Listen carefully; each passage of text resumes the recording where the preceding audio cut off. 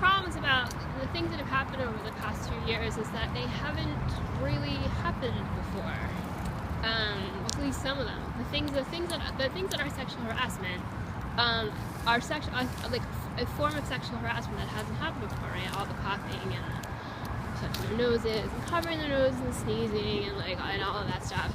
The wet floor signs and all the caution cones and things, all of that stuff being exaggerated, inappropriate, things being put where they're not supposed to be, like signs and that kind of thing.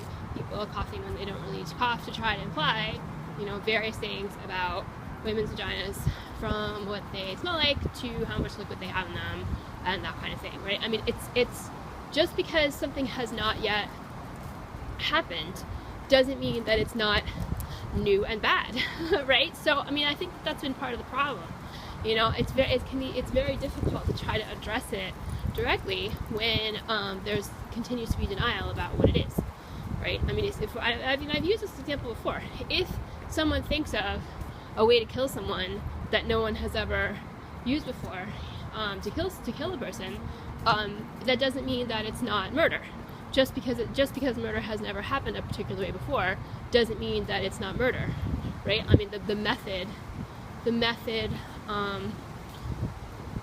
is kind of unimportant. I mean, it's important in terms of establishing the fact that it happened, but other than that, I mean, murder's murder, sexual harassment is sexual harassment. The goal is the same.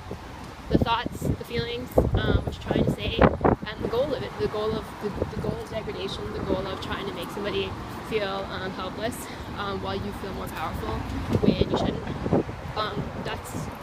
It's all the same thing. It's just a new form, right? And it needs to be called what it is, or it's not going to stop. And it needs to stop because there's just no excuse for it. There's no excuse for treating people like this. It doesn't matter what you think of them. People have rights, and this is very destructive.